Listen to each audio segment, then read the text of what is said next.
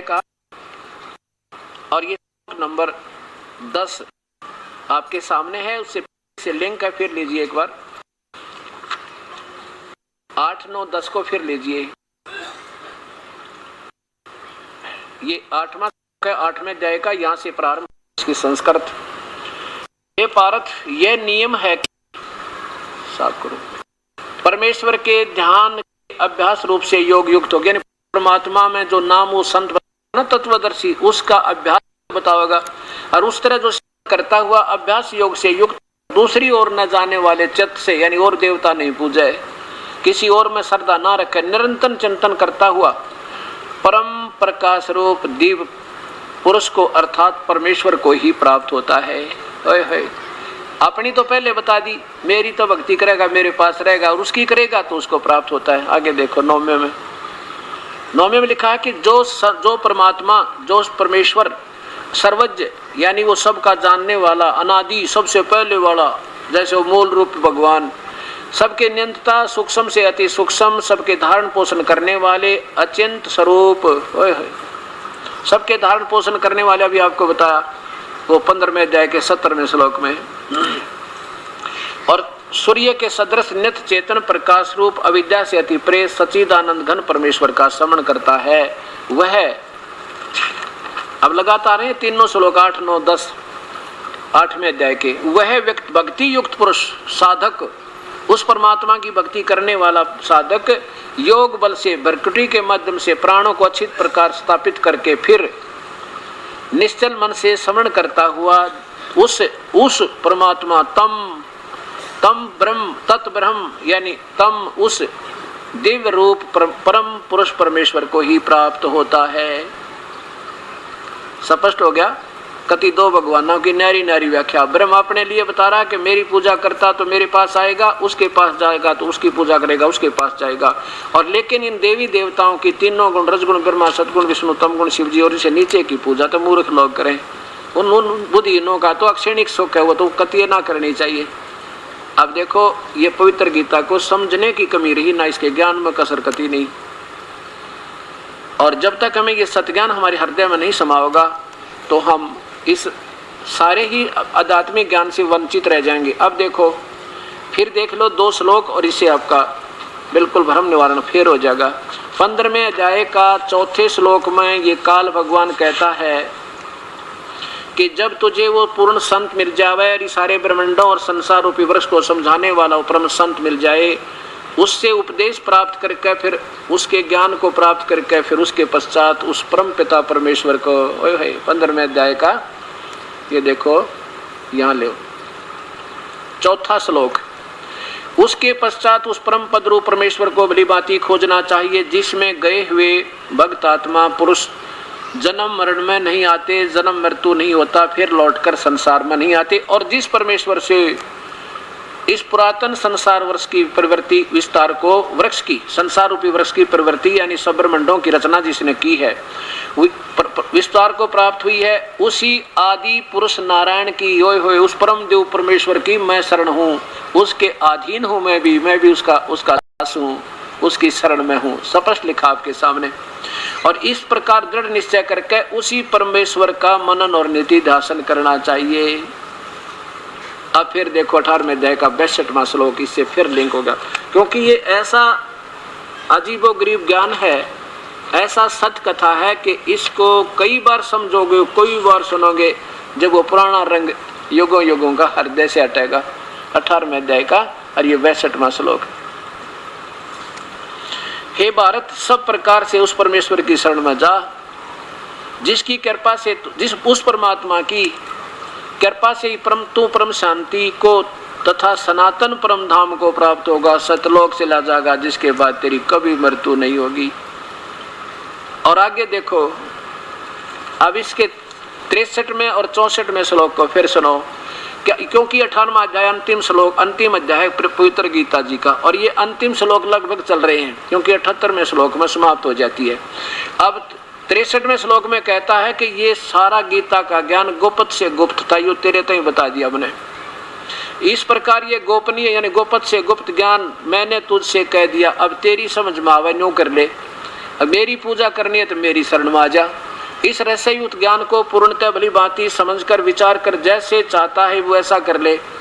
मेरी पूजा करनी है तो ठा हथियार युद्ध भी कर और स्मरण भी कर, और उसकी शरण चाहता न जाना है तो उस परमात्मा के पास उस संत न ढूंढ ले, फिर मेरी पूजा मुझ में छोड़ के उसके पास चला जा, फिर मैं तुझे सब पापों से मुक्त करूं। अब आगे देखो 64 में मैं क्या कहा है कि एक और गुप्त बताऊं, मेरा पूज्य देव भी वही है, मैं उसकी पूजा करता हूं, वो मेरा भगवान है।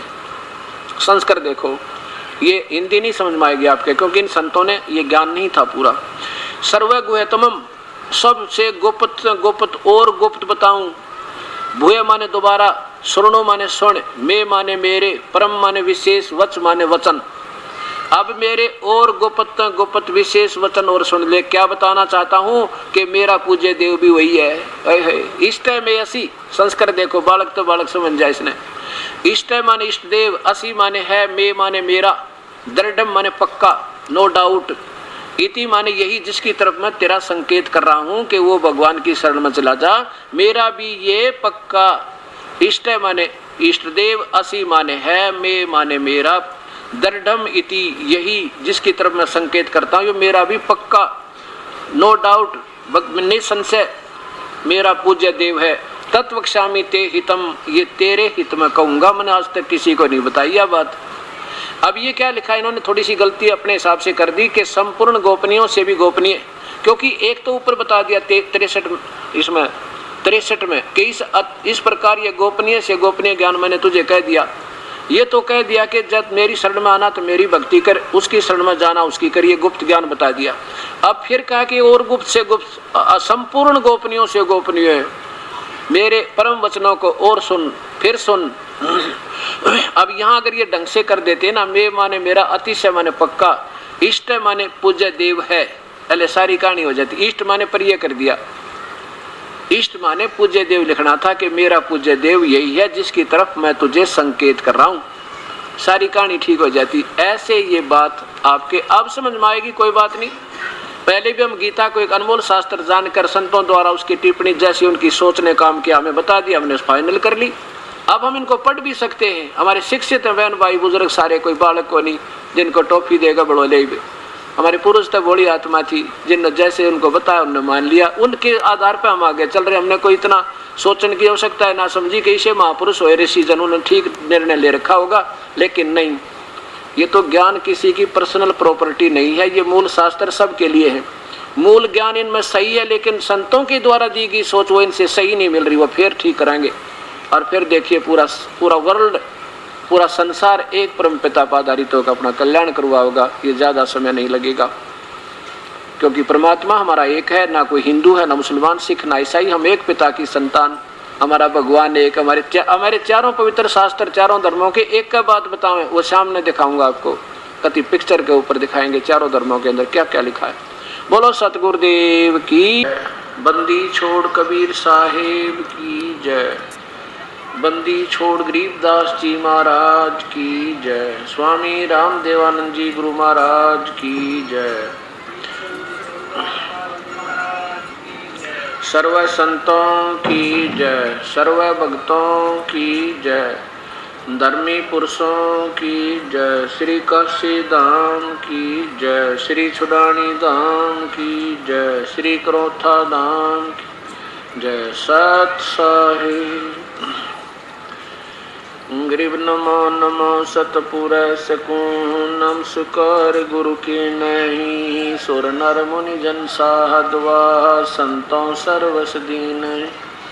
सतगुरु साहेब संत सब है, डंडो तुम प्रणाम, आगे पीछे मध्य हुए तिनको जा कुर्बान, निराकार निर्विषम, काल जाल भय भंजनम, निर्लेपम निज निर्गुणम, अकल अनुप बेसुन धुनम, सोहम सुरति समाप्तम, सकल समाना नीरतल उज्ज्वल हिरंबर, हरदमम बेपरवा अथा है, वार पार नहीं मध्य तम, गरीब जो सुमर सिद्ध होई, गणनायक गलता ना करो अनुग्रह सोई, पारस पद परवाना आदि गणेश मनाऊं गणनायक देवन देवा चरण कमल लोलाम आद अंत करु सेवा परम शक्ति संगीतम रिद्धि सिद्धि दाता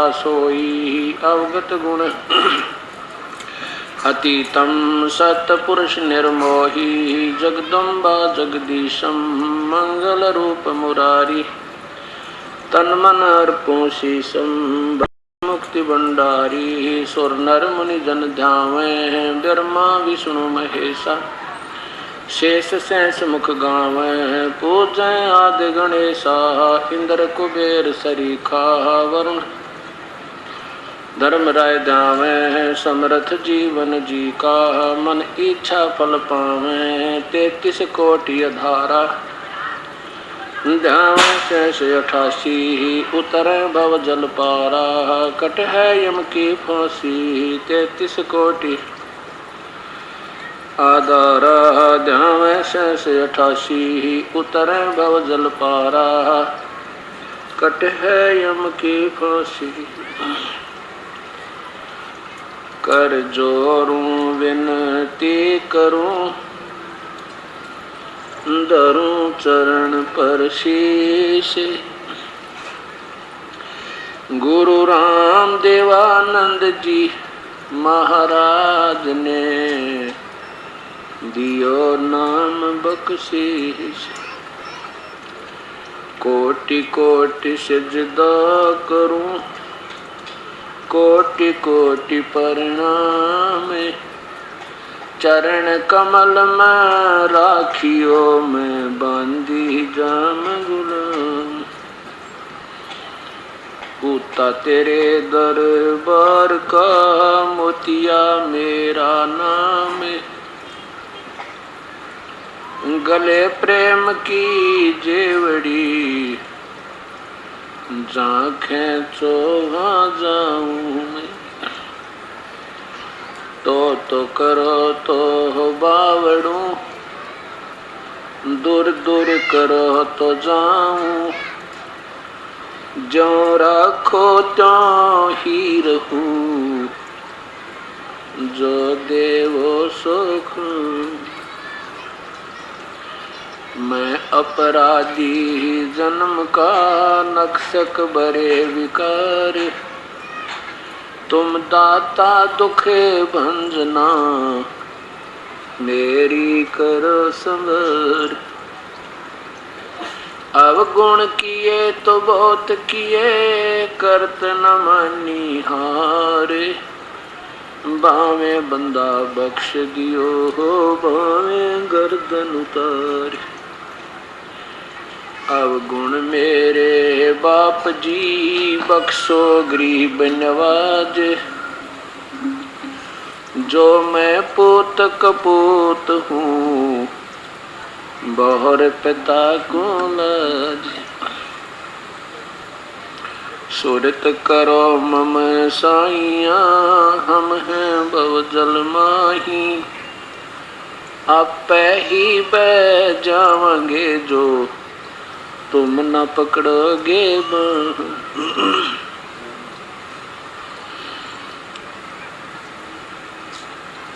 परम पिता परमात्मा पूर्ण ब्रह्म सारी सृष्टि के रचनहार कुल मालिक कबीर परमेश्वर की असीम रजा से इस पवित्र नगरी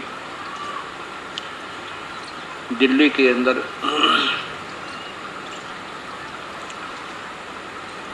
ये अमर कथा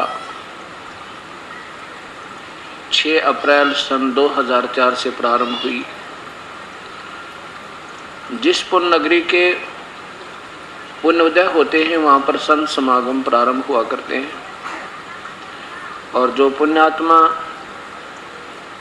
ऐसे शुभ समागम में आने का सुअवसर प्राप्त करती हैं वो बहुत ही पुण्यकर्मी और शुभ संस्कारी हंस आत्मा हुआ करती हैं।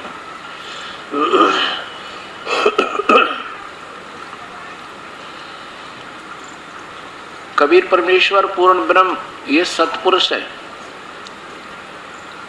सतपुरुष मीन अविनाशी परमात्मा। सत्य माने शाश्वतम सदा रहने वाला, जिसका कभी अस्तित्व समाप्त न हुए, उसे सत कहते हैं।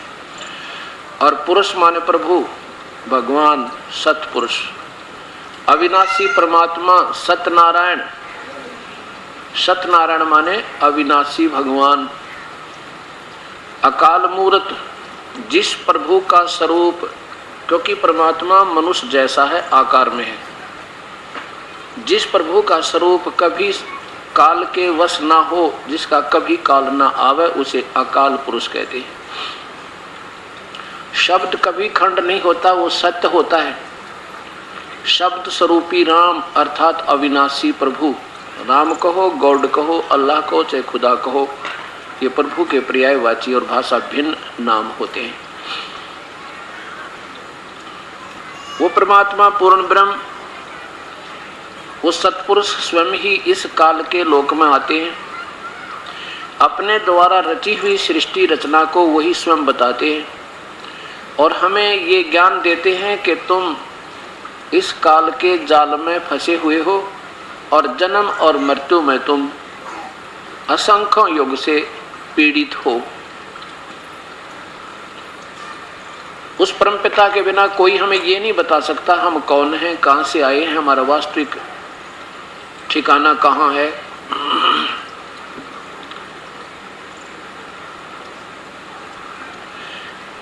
जो पुण्यात्मा कल से सत्संग में आ रहे हैं,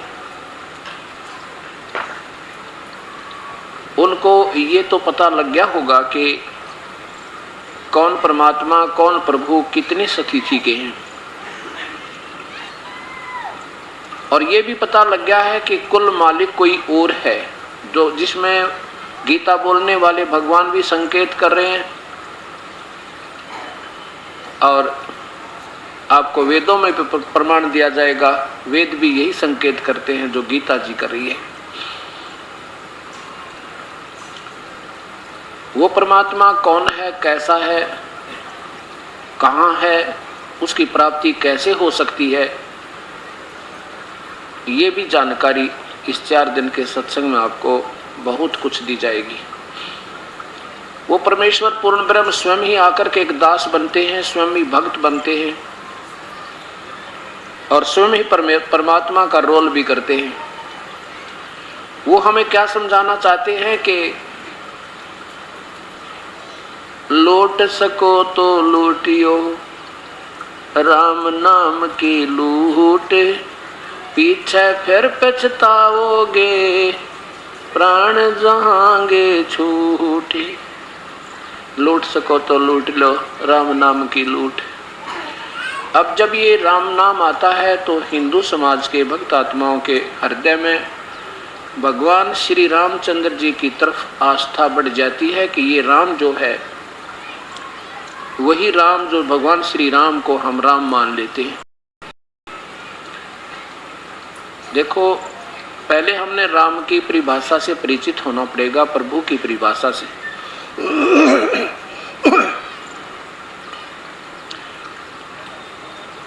राम कहते किसे हैं? राम एक शक्ति बोधक शब्द है।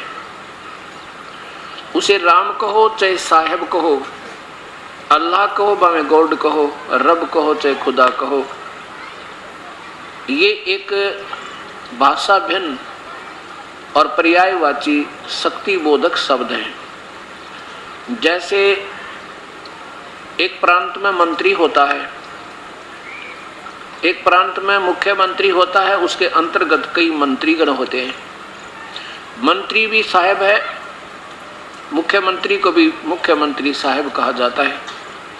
और प्रधानमंत्री जो कई एक मुख्यमंत्रियों के ऊपर पावर होती है, शक्ति होती है, वो प्रधानमंत्री भी साहेब कहलाता है और राष्ट्रपति को भी साहब कहते हैं। लेकिन इन साहबों की, इन स्वामियों की, इन मालिकों की शक्ति में दिन और रात का अंतर होता चला जाता है। ठीक इसी प्रकार 3 लोक के भगवान ब्रह्मा विष्णु महेश हैं।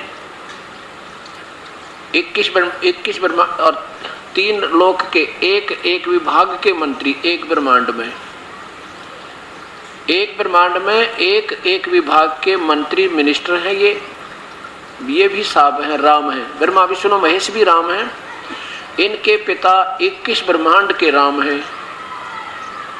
ये ब्रह्मा विष्णु महेश एक ब्रह्मांड में एक विभागीय मंत्री हैं, ये भी मालिक हैं, इनकी भी शक्ति है। और इनके पिता मुख्यमंत्री का रोल करते हैं हर ब्रह्मांड में, 21 ब्रह्मांड में कुल। ये 21 ब्रह्मांड का ये काल राम है, ब्रह्म राम है, ब्रह्म साहिब है।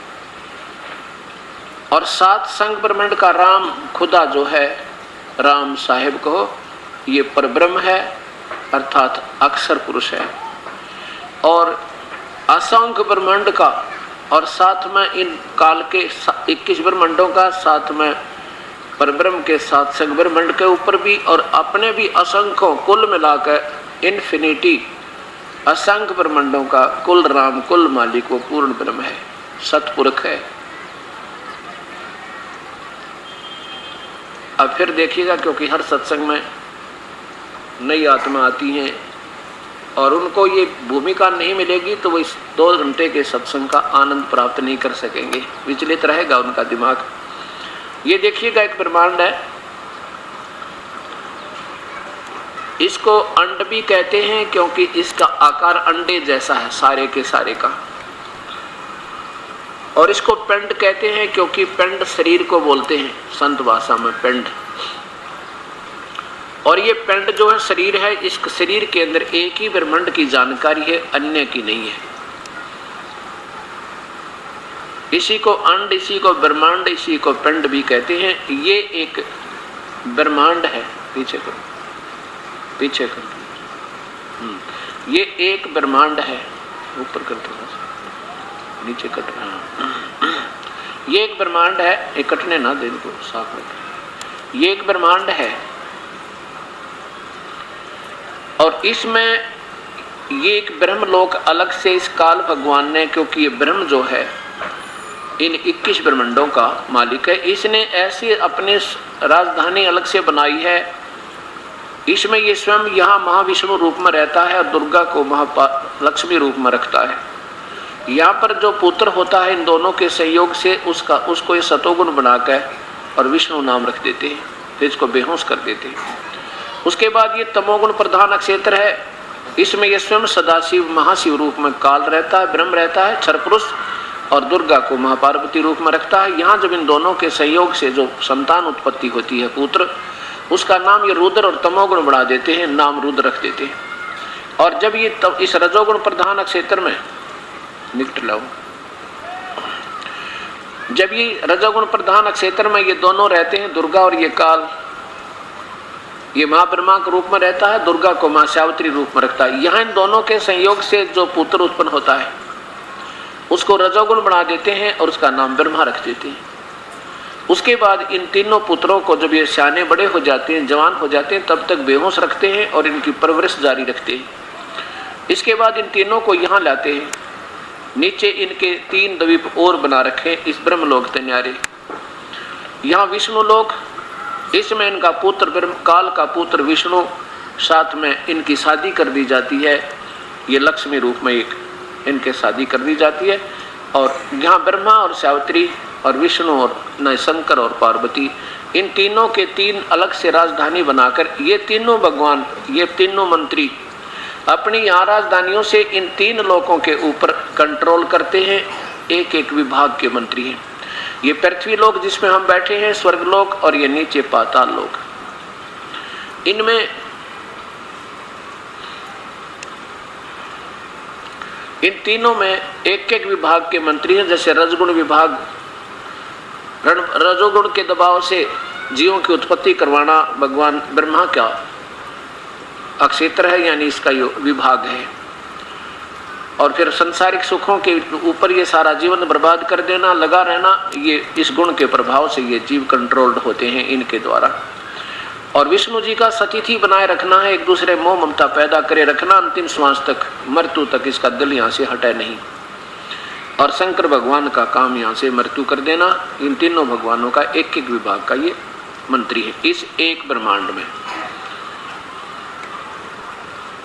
अब इस काल भगवान के पीछे ये एक ब्रह्मांड का लघु चित्र, ऐसे ऐसे इस काल भगवान के ज्योत निरंजन के 21 ब्रह्मांड हैं। ज्योत निरंजन अर्थात काल ब्रह्म के लोक 21 ब्रह्मांड का लघु चित्र।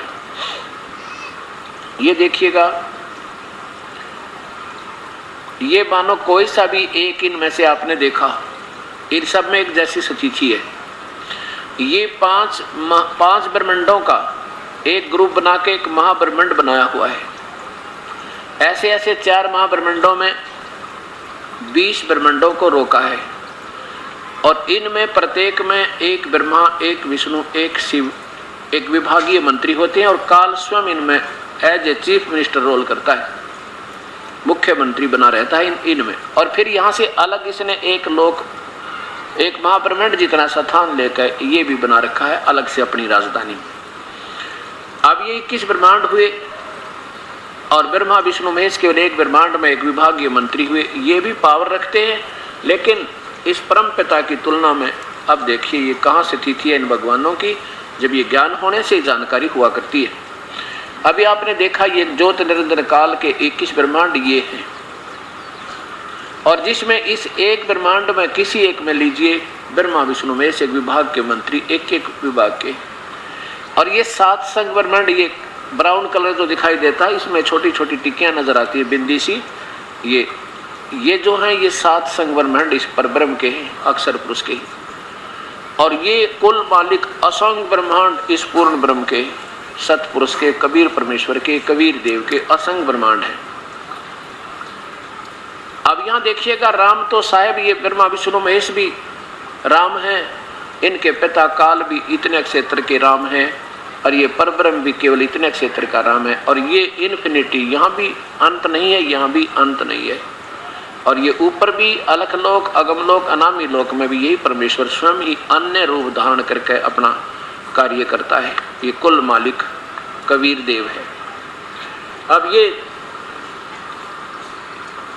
समझ में आया कि पहले तो कबीर साहब कहते हैं राम नाम रटते रहो जब तक घट में प्राण, कबो तो दीन दयाल के बेनक पड़ेगी कान। राम नाम रटते रहो। अब ये देखना कि कौन से राम का नाम रटे। जैसे पवित्र गीता जी में आपने सुबह भी सुना,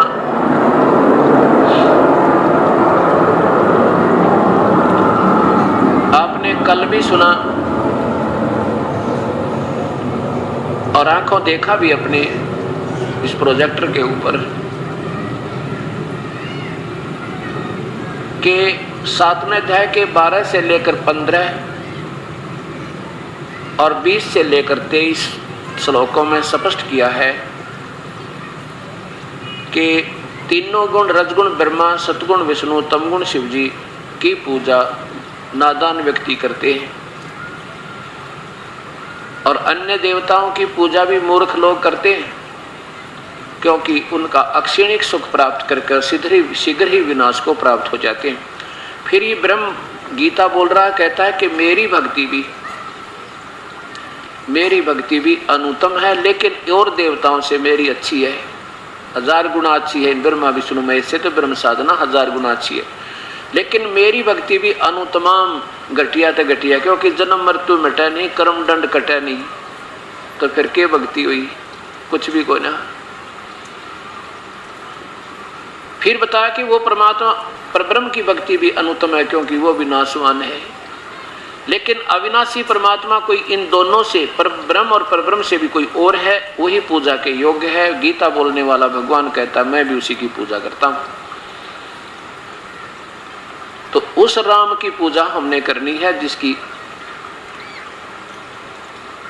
सभी करते हैं, और उसी की पूजा से हमें पूर्ण लाभ होगा। जैसे एक साध्य सब सद, सब साध्य सब जावे, एक साध्य सब सद है। जैसे सुबह भी दिखा था, फिर दिखाएंगे, क्योंकि ये एक साध्य सब सद है। जब हम पौधा लगाएंगे भक्ति रूपी, तो इस जड़ को मिट्टी में या गमले में लगा कर उसकी सिंचाई शुरू करेंगे, पूजा शुरू करेंगे, तो अक्षर पुरुष एक पेड़ है और निरंजन वा की डार, ये निरंजन ब्रह्म क्षर पुरुष ये डार है। इसके 3 बेटे हैं, 3 शाखा हैं, रजगुण ब्रह्मा, सतगुण विष्णु और तमगुण शिव जी। रजगुण ब्रह्मा, सतगुण विष्णु, तमगुण शिव जी, ये तीनों देवा शाखा हैं, तीनों गुण रूपी शाखा हैं और ये पात रूप संसार, हम यहाँ बैठे हैं। अब क्या बताया है, एक कैसा दे सब सद है, ये तना जो है ये परब्रह्म है, अक्षर पुरुष है, इसको परब्रह्म भी कहते हैं।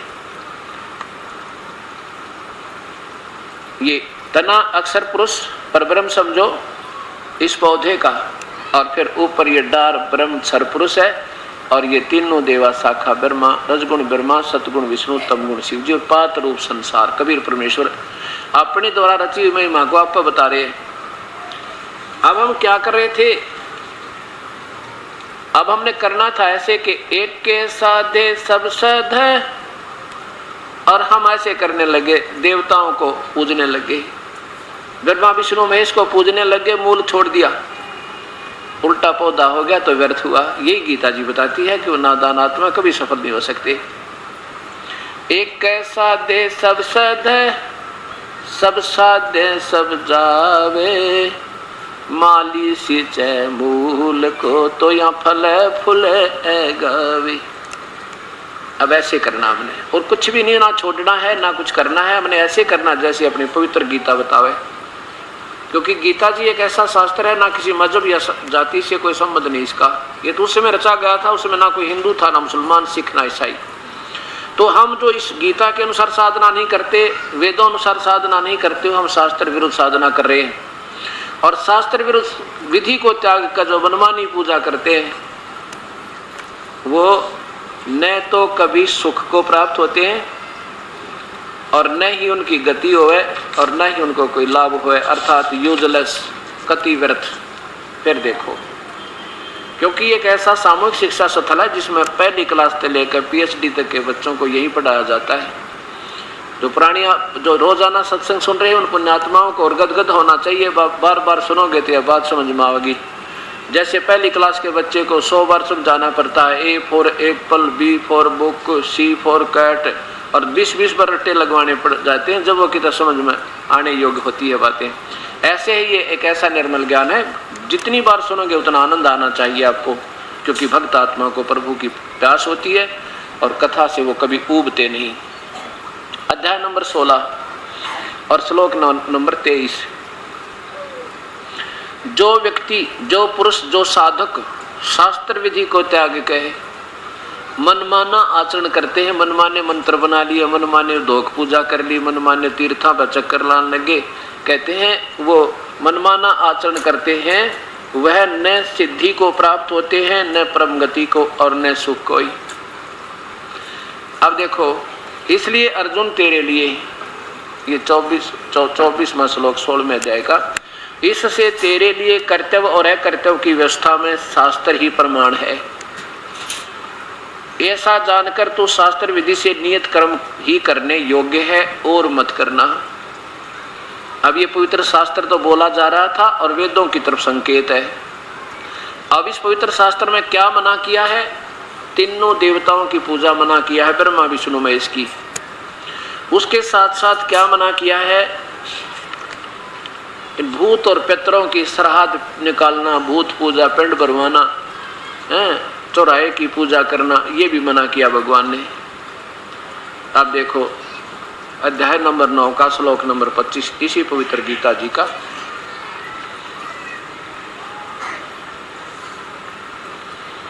श्लोक नंबर 25 में स्पष्ट किया है कि देवताओं के पूजने वाले देवताओं को प्राप्त होते हैं, पितरों के, ये श्राद्ध निकालने वाले पितरों के पूजने वाले पितर बन जाते हैं भूत। पितर भी सुपीरियर क्वालिटी के भूत होते हैं, यानी इन आम भूत तो थोड़ी सी अच्छी तगड़ी क्वालिटी इनकी अच्छी इम्प्रूव्ड है, लेकिन हैं ये भी भूत। पितर यानी श्राद्ध निकालने वाले पितर बन जाते हैं, पितरों को पूजने वाले पितरों को प्राप्त होते हैं। और भूत पूजने वाले ये पिंड भरवाना, इनके महीने 8, 13, 6, 7 मनाना, ये जो कहते हैं ये भूत पूजने वाले, चौराहे की पूजा और फिर उनके कपड़े देना, उनके उस तरह की जो पूजाएं हैं, ये भूत पूजाएं हैं, भूतों को प्राप्त होते हैं। और मेरा पूजन करने वाले भक्त मुझे ही प्राप्त होते हैं, मेरा पूजन करने वाले मुझे ही प्राप्त होते हैं। अब क्या सिद्ध कर दिया कि जो श्राद्ध निकालते हैं वो भूत पूजा यानी पितृ पूजा है, और जो श्राद्ध निकालते हैं तो वो आने वाले समय में वो श्राद्ध निकालने वाले भी पितृ बन जाते हैं। यही कारण रहा कि हमारे को अभी तक हमारे पूर्वजों को शास्त्र के विरुद्ध साधना करवाई जाती रही। वो बड़ी आत्मा थी और उनको भाव कर देते थे कि आपका पिताजी, मुझे वो गुरु लोग बकाया करते, आपका पिताजी दिखाई दिया था मुझे और उसके पास कपड़े नहीं, 5 कपड़े दो उसके, 5 कपड़े खुश होकर देते, पिताजी को कपड़े मिलने चाहिए, पहनते गुरुजी और बहाना पितरों का। तो ये सब बनावटी बातें बनाएगी। तो क्या कहा है कि जो श्राद्ध निकालते हैं ना, जो ये गलत पूजा है, गीता मना करती है हमारी पवित्र शास्त्र। तो ऐसा हम कर रहे हैं तो प्रभु का आदेश तोड़कर हम फिर उसका दुख उठा रहे हैं। और पिंड भरवाना, फिर वो फूल उठा कर ले जाना, फिर उसके गया जी में पहुंचना कि तो पिंडारे ले जाना, ये सब भूतों की पूजा, चौराहे की पूजा, किसी बार मड़ी बना कर पूजा करना किसी देव की, तो ये भूत पूजा होती है। इसको क्या बताया है कि देवताओं के पूजने वाले देवताओं के पास जाएंगे, जैसे विष्णु जी का उपासक विष्णु लोक में, शिव का उपासक शिव लोक में, ब्रह्मा का उपासक ब्रह्मा के लोक में, और अपनी खाकर मड़ाई पुनों की फिर नरक में, और फिर पशु बनेगा 84 में, कुत्ता गधा बने। और फिर क्या बताते हैं, पितरों के पूजने वाले पितरों के पास ले जाएंगे, वो पितर बन जाएंगे। अब हमारे पूर्वज शास्त्र विरुद्ध साधना करके सारे पितर बने, और फिर उनकी हमने पूजा करी, हमारे माता पिता ने करी, फिर माता पिता भी पितर बने, फिर हम शुरू हो गए थे, हम भी पितर बनने थे। अब इसलिए गीता विरुद्ध साधना करके हम अपना हानि उठा रहे हैं, लाभ कति नहीं। क्योंकि अभी बताया कि जो शास्त्र विधि को त्याग कर जो मनमाना आचरण करते हैं वो न किसी उनको परम सिद्धि होती है, ना कोई परम गति, ना कोई सुख हो है। अब ये पितरों की पूजा, श्राद्ध निकालना कहाँ से प्रारंभ हुआ? इन पितरों के संकेत तय, पितरों के आदेश तय, या किसी ऋषि आदि के कहने तय हमने वो शुरू कर दिए, जबकि भगवान का आदेश नहीं है। जैसे किसी व्यक्ति का, गांव में एक व्यक्ति का दोस्त SHO था, थानेदार, और उस व्यक्ति ने अपने दोस्त से कहा कि मेरा एक पड़ोसी है, मुझे बहुत तंग कर रहा है, नाक में दम कर रखा है उसने, रोज परेशान करता है, शराब पी कर गाली देता है, कभी कुछ करता है, तो क्या इलाज करूं? SHO बोला कि मार लठ सिर में, मैं आप देख लूंगा। बोला 2 मार लठ उसके, मैं आप देख लूंगा। अब थानेदार की पा के ठाड, SHO का पा के सहारा, उसने जाकर अपने पड़ोसी का लठ मारा, मारते मर गया। तो वो एक दोस्त थानेदार उसका हथकड़ी लगा के लाया, अंदर कर दिया, ठाके फांसी टूट गया। ये आदेश किसका था? एक व्यक्ति विशेष का आदेश था, लेकिन राजा का आदेश नहीं था। हमने राजा का आदेश मानना है, किसी व्यक्ति विशेष का आदेश यानी किसी अधिकारी विशेष का हमने आदेश नहीं मानना। अगर वो संविधान के विरुद्ध है तो चाहे वो कुछ भी सर पटके, तो इसी प्रकार जैसे ही दास आपको दिखाएगा एक मार्कंडेय पुराण, जिसमें क्या लिखा है,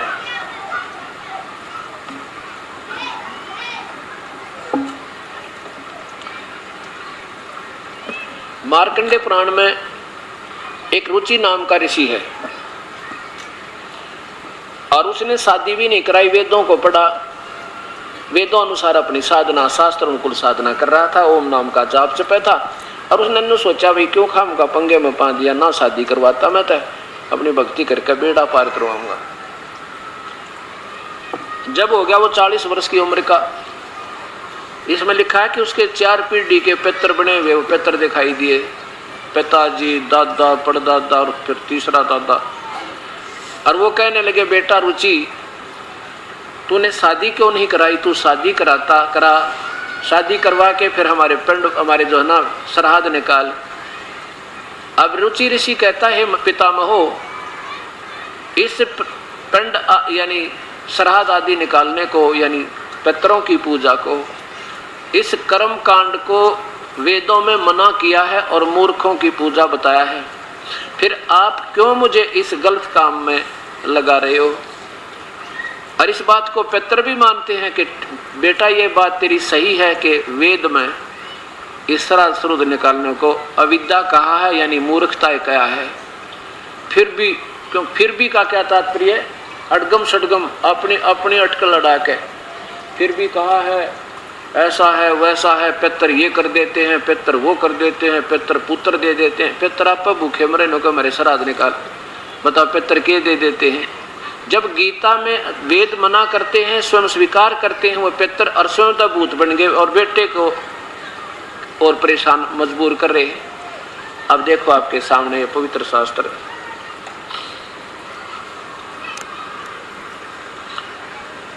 ये मार्कंडेय पुराण गीता प्रेस गोरखपुर से प्रकाशित है।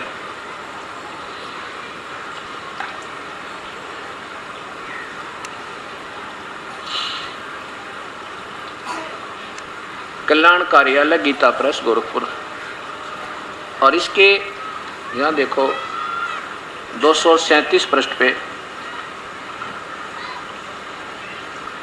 यहाँ नीचे देखो,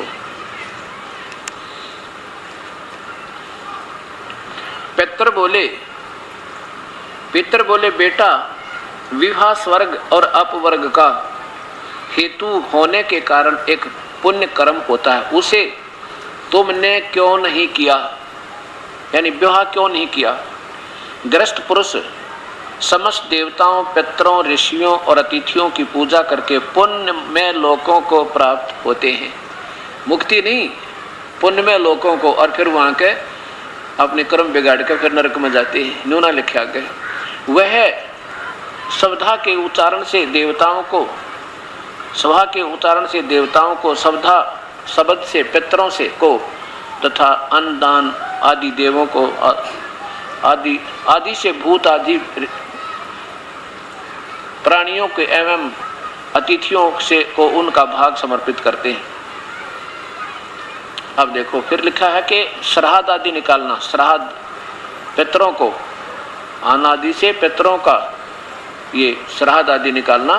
तो यहाँ फिर क्या लिखा है, रुचि ने कहा पितृगणों ये सारे दुख रोवे है कि ऐसा नहीं होना चाहिए था। फिर यहाँ देखो, अब ये पितर देखो, इनके चारों पितर दिखाई देते हैं, पिता भी, दादा भी, परदादा भी और चौथा दादा भी। ये चारों कह रहे हैं कि बेटा तू ब्याह कर ले और शादी करवा के अपना हमारे श्राद्ध निकाले। रुचि कहता पितामहो, ये देखो अब ज्यादा ना बता के आप पढ़ सकते हो। रुचि ने पूछा पितामहो, वेद में कर्म को अविद्या कहा गया है, फिर क्यों आप लोग मुझे उस मार्ग में लगाते हो। रोता हुआ कह रहा रुचि। और फिर पितर बोले यह सत्य है कि कर्म को यानी श्राद्ध श्रुद्ध निकालना, भूतां की पूजा अविद्या ही कहा गया है, इसमें तनिक भी मिथ्या नहीं है।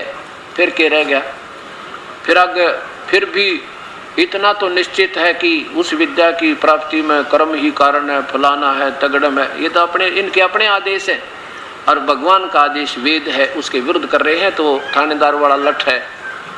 बस फिर तो दुख है, दुख उठेंगे। ये भी पितर बनेंगे, बने हुए हैं, और ये बेटा भी पितर बनवाओगे, बनवा दिया।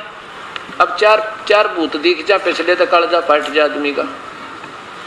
रुचि बोला ठीक है, जैसे कहोगे नहीं कर लूंगा मैं। तो भगवान का आदेश तोड़वा दिया उन्होंने, अपने वंशजों को भी ले डूबे। आप तो गलत साधना करके पितर बन गए, और साथ में ये भोली आत्मा जो ठीक रास्ते पकड़ रहा था वो भी डबो लिया गया साथ में। तो अब ये हमने फिर सोचना होगा, कोई ये बड़कों का लेख नहीं है गीता जी के, बच्चा ने वैसे लिख दिया होगा किसी ने। और ये तो जो पुराण है ये किसी ऋषि विशेष के या ब्रह्मा आदि भगवान के अपने लेख हैं। जैसे ब्रह्मा ने बता दिया ऐसे हुआ वैसे, ठीक है, इन्होंने जितना देखा वो बता दिया, लेकिन फिर ये भी अपने हाथ खड़े कर देते हैं कि हमने और नहीं बेरा, और खुद ये भगवान ब्रह्म भी कह देता है कि मैं भी उस परमात्मा के बारे में पूरा नहीं जानता। लेकिन ये संविधान जो गीता में लिखा है, पूजा की विधि, कौन सी पूजा ठीक है कौन सी गलत है, स्पष्ट वर्णन है। तो अब हमने इस गीता अनुसार साधना करनी है। फिर ना तुम भूत बने, ना पितर बने, ना फिर श्राद्धों की आवश्यकता, ना फिर पिंड भरवानी। सीधी सी बात है। अब इसके विरुद्ध आज भी वर्तमान के संत जन बल्कि और बढ़िया विधि बताते हैं श्राद्ध निकालन की, जबकि मना कराना चाहिए था, बच्चों ये गलत साधना मत करो। इन्होंने तो ये तरीका बना रखा है कि तुम्हारी रोजी रोटी बनी रहे, तुम्हारी महिमा बनी रहे, बहुसंख्या में लोग इकट्ठे हो जाए, तुम्हारी प्रभुता बन जाए। यहाँ इस दास ने कति जरूरत नहीं। हम परमात्मा से डरते हैं, हम सियाने हो गए, वो नादान है, अनजान है जो संत अभी गलत मार्गदर्शन कर रहे हैं, उनको डर नहीं लग रहा कि तुम इतने दोषी हो कि तुम्हें ठिकाना नहीं मिलेगा नरक में भी, कि तो अलग बनाना पड़ेगा। पर परमात्मा ने कहने का भाव ये है कि जब बच्चा नादान होता है वो सर्प भी पकड़ ले, अग्नि में भी हाथ दे दे और बिजली के तार का हाथ लगा दे, और जब समझदार हो जाता है फिर सर्प का नाम लेते दूर कूद जाएगा, 1 फुट तक निकट ना आ गया हो। और कोई नो कह दी ये तार पड़ा है इसमें बिजली है तो एकदम दूर हो जाएगा, क्योंकि उसको ज्ञान हो चुका है। अनजानपने में गलतियां हो जाती हैं, लेकिन सियाना हो जाना चाहिए। हम बालक नहीं रह रहे। पहले हमारे पूर्वज अनजान थे, नादान थे, उनको पता नहीं था, बड़ी आत्मा थी। जैसे भी कोई कह देता था वो सत्य मान्या करते, क्योंकि उनमें कपट नहीं था। और वो जो गुरु लोग थे वो कपटी गणे थे, उनको अपना स्वार्थ चाहिए था, उनके लेखा से कुएं में पड़ो। अब जैसे एक बार काशी में अफवाह चला दी, बनारस में एक नादान इन गुरुओं ने, मेरे जैसे अनजानों ने, पेट भरों ने क्या बना दिया कि जो काशी मरता है वो स्वर्ग जाता है।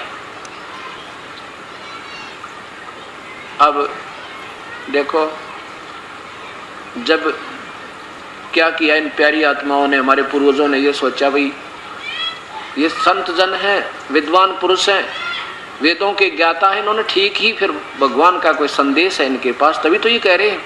तो हमारे पूर्वजों ने अपने माता पिता को उस काशी में अपने गुरुओं के पास ले जाना शुरू कर दिया जब वो वृद्ध हो गए, और उन गुरुओं ने उनके पैसे फिक्स कर दिए। 2 रुपये महीना, पहले 2 रुपये बहुत महंगे कुछ होया करते हैं, 10 रुपये महीना। अब ये देखा उन्होंने ये देखा कि ये 2 वर्ष ज़्यादा से ज़्यादा 1.5 वर्ष मेरे माता पिता का जीवन है, कोई बात नहीं, इनके निमित्त इनको वहाँ छोड़ देते हैं, ना जाने कब इनका उम्र आयु पूरी हो जावे, शरीर पूरा हो जावे, तब तक इनका खर्चा देते रहेंगे। तो प्रत्येक के गुरु एक क्षेत्र के गुरु होते, उन गुरुओं का लिंक फिर वहाँ उन गुरुओं से होता, काशी वालों से। तो वहाँ जा के उन बुजुर्ग आदमियों को उनके घरों में छोड़ना शुरू कर दिया, और उन्होंने लालच में ये स्वीकार कर लिया कि ठीक है 2 रुपये या 4 रुपये महीना हमें दे देना, हम संभालते रहेंगे, जब तुम्हारे पिताजी शरीर छोड़ जाएंगे तुम्हें संदेशा दे देंगे, आ जाना। ये सीधे स्वर्ग जाएंगे। अब वहाँ क्या हो गया, भीड़ घनी होगी, एक के गुरु के पास 100 बूढ़े हो गए, और बूढ़ा तो वृद्ध तो एक का ना संभड़ा घर में। अब उन्होंने सोची तो बात बिगड़ गई, लालच में काम तो बिगाड़ दिया, पर इन्हें संभाले कैसे। फिर उन्होंने के स्कीम बनाई कि यूँ कह दो कि भगवान का आदेश है कि गंगा के ऊपर एक करोत आवे है परमात्मा की तरफ से, और जिसने शीघ्र जाना हो ना स्वर्ग में, तो वहाँ आरे से करोत से अपनी गर्दन कटवा लो, सीधा स्वर्ग मिनट में जावे। ये भी तरीका शुरू कर दिया। अब ने सोची भाई, उनको मालूम था कि बुजुर्गों से सारे तंगा लिया करें, तो घर वाले जाओ पिताजी देख ले, मरना तो सही, और शीघ्र चले जाओगे ना दुखी हो रहे, वह भी सलाह दे, फिर साथ में गुरुजी सलाह दें, तो बुजुर्ग कहे ठीक से बेटा करो काम। उनकी और फीस रख दी 2 रुपये 10 रुपये, जो करो तो लेगा ना शीघ्र उसकी 10 रुपये, वह 10 रुपये उस टाइम 1000 रुपये के 10,000 बराबर हुआ करते। तो वो भी स्वीकार कर लिया अपने माता पिता को शीघ्र स्वर्ग भेजने के लिए। अब उन्होंने कैसा तरीका अपनाया कि एक ऐसी आर्च टाइप बनाई, गुफा केव बनाई, और उसमें जाकर के गंगा के किनारे पर बिल्कुल पौड़ी बना दी, और उसमें ऐसा सिर रखवा दें उस बुजुर्ग का। बुजुर्ग को से बड़ा जाना चाहो तो कोई आओ, वो तो हत्था बना दिया उन्होंने गड़ काटन का। अब उसमें सिर रखवा दे, और उसका कंट्रोल बना लिया थोड़ा सा 100 फुट की दूरी पर। झाड़ वो जड़े ज्यादा खड़े थे, झाड़ जंखाड़, उनकी आड़ में जाके और वहां पैरा लगा दिया, कोई नहीं जा सके उधर अपना, उन क्योंकि उन गुरुओं का सारा बोलबाला वहां पर। तो वहां खड़ा होकर एक गुरुदेव आवाज लगावा जब उनके वहां गर्दन रखवा दे और कहे कि हे परमात्मा, ये फलाना राम आपके पास आ रहा है, इसको स्वर्ग में शीघ्र स्वर्ग में स्थान देना। वो जान जाते, आवाज की पहचान थी, वो फटाफट वो हैंडल घुमा देते और बूढ़े की गर्दन कट जाती और उसको धक्का दे देते गंगा में, चल भाई तेरे पिताजी का तो कल्याण हो गया। अब ये भी शुरू कर दिया हमने, क्योंकि हमने तो परमात्मा चाहिए, पिताजी का कल्याण होना चाहिए। वहां पर वो गल कटवाने भी प्रारंभ कर दिए, क्योंकि हमारे प्यारी आत्मा बड़े बड़े थे हमारे पूर्वज। अब उसको भी बड़ी मुश्किल से फिर वो उनका वो पकड़ा गया, गवर्नमेंट ने हस्तक्षेप किया, जब जाकर वो कसाई पना खत्म हुआ था। तो अब जो ये शास्त्र के विरुद्ध साधना करवाई जा रही, उससे भी बुरा काम समझ लेना। ये जो पितृ श्राद्ध निकालना, भूतों की पूजा, देवताओं की पूजा करने से हमारी यही जन्म और मृत्यु 84 लाख योनियां, पितृ बनना, श्राद्ध, ये भूत बनना, ये समाप्त नहीं हो पा रहा। तो कहने का भाव ये है कि अब हमने किसकी पूजा करनी है, वो परमात्मा कौन है और कैसा है। अभी तक जितने भी संत जन आज वर्तमान में जो लाखों की संख्या में प्राणियों को संबोधित करते हैं, दीक्षा दी हुई है, उनकी सबकी लेखनी, उनके करकमलों द्वारा लिखी हुई पुस्तकें, उनकी अपनी सोच, अंतिम उपलब्धि दास के पास उपलब्ध है और सबको कंप्यूटर में फीड करके उनकी सीडी बनाकर पूरे हिंदुस्तान में प्रवेश कर दी, भेज दी है, ताकि भक्तात्मा समझ सके कि वास्तविकता क्या है, शास्त्र क्या बताते हैं और संतों की अपनी अटकल क्या है।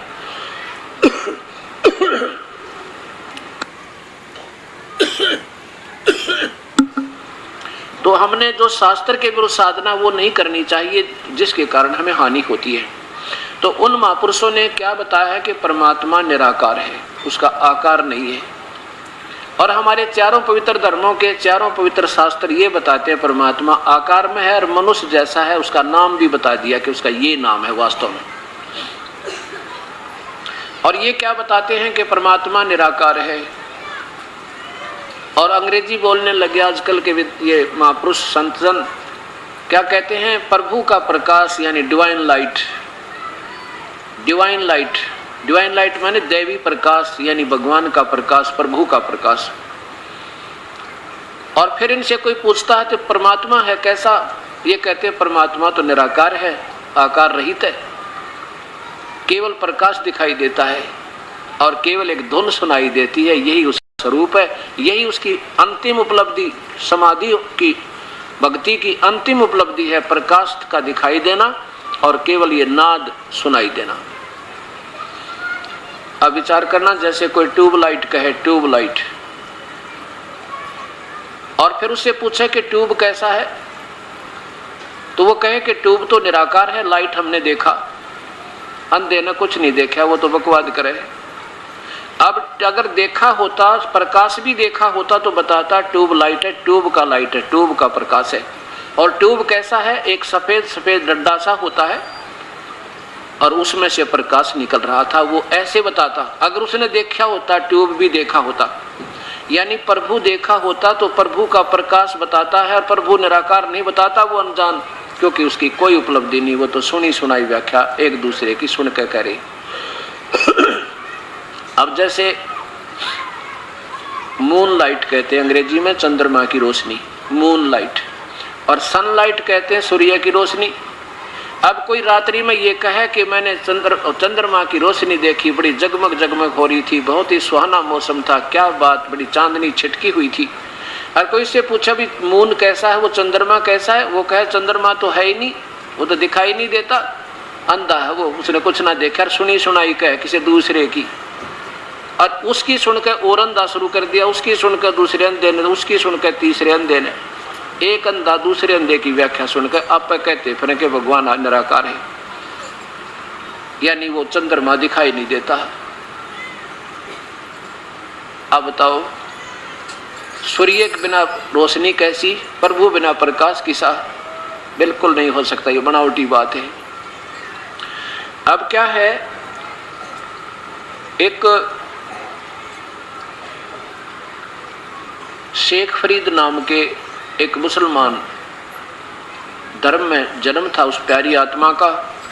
देखो, थोड़ा सा हमने अपनी बुद्धि को ऊंचा करना थोड़ा सा, क्योंकि हमने अब लोकवेद के आधार पर हम इतने आधारित हो गए। हिंदू तो अपनी क्रिया और अपने ही अभी वर्तमान के सब सिस्टम को सर्वोच्च मान रहे हैं, सर्वोच्च मानते हैं, और मुसलमान भाई अपने वर्तमान के सारी क्रिया को सबसे उत्तम मानते हैं, और सिख अपने वर्तमान के क्रियाक्रम को सबसे उत्तम मान रहे हैं, और ईसाई अपने वर्तमान की जितनी भी पूजा उनको उत्तम मानकर कर रहे हैं। ये सोचना चाहिए कि हम पहले एक थे, ना हिंदू था, ना मुसलमान, सिख, ना ईसाई। तो हमारे पूर्वज पहले ऋषि लोग थे, और वो सभी साधना अपने, चाहे कोई चारों जो वर्ण बनाए थे, ये चारों के चारों वर्ण भक्ति करते थे, और उनके गुरु हुआ करते थे। केवल वो गुरु लोग जितना उन्होंने ज्ञान था ओम नाम से भक्ति प्रारंभ करवाते थे, वेदों अनुसार साधना ही करवाते थे।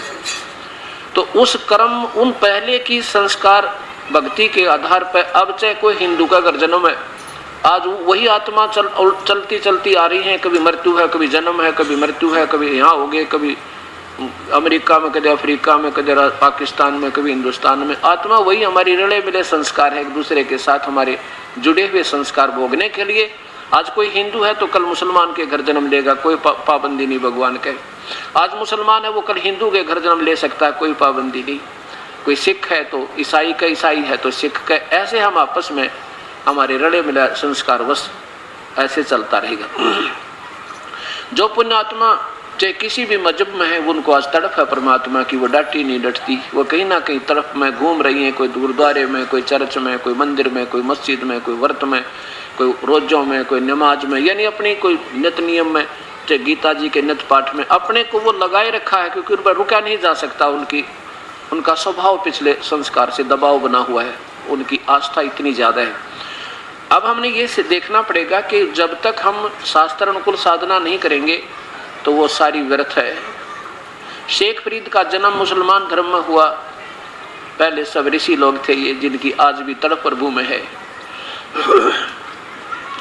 और मुसलमान धर्म में क्या बताते हैं कि परमात्मा बेचून है, अल्लाह बेचून है, बेचून माने निराकार। और सिख धर्म में भगवान निराकार बतावे, तू ही एक निरंकार है। और ईसाई धर्म में भगवान को निराकार बताएं, कहते हैं what is the form of God. तो ईसाई लोग कहते हैं गॉड इज फॉर्मलेस, परमात्मा का कोई अस्तित्व नहीं है, वो तो निराकार है।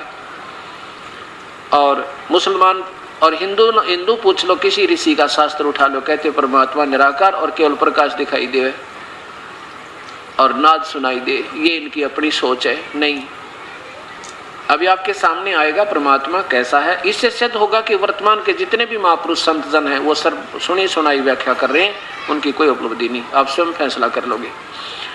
अब शेख फरीद को पता चला, पहले शेख फरीद अपने नमाज करता था, रोजे रखता था, और जैसा भी ईद बकरीद में वो मांस मीट भी खाता था बेचारा, जैसा ज्ञान था उसको। लेकिन फिर भी आत्मा संतुष्ट नहीं थी कि यह भक्ति सही है। एक दिन उसको एक सूफी संत मिला। उस सूफी संत के संबंध में वो काफ़ी देर रहा, काफ़ी दिन लगातार उसने संग किया, सत्संग किया।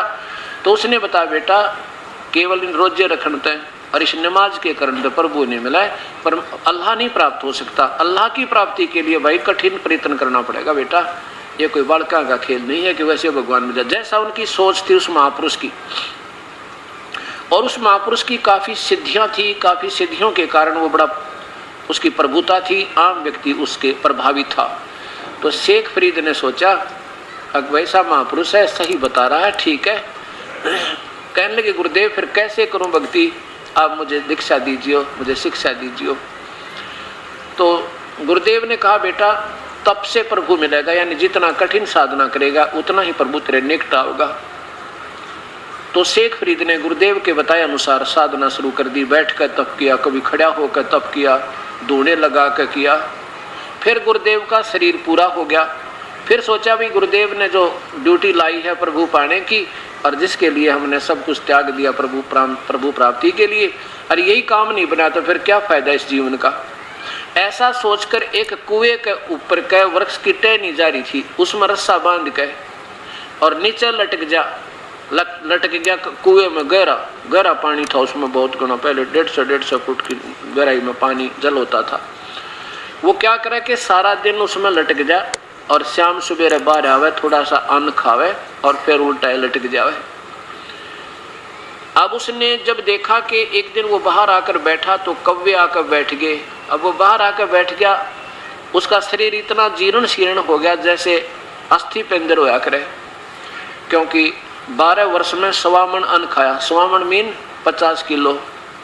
50 किलो अन्न और 12 वर्ष में खाना, एवरेज निकाल के देखो रोजाना की कितनी पड़े है। 1 तोड़ा भी ना बनता, यानी 10 ग्राम भी नहीं बनता रोजाना का आहार उसका।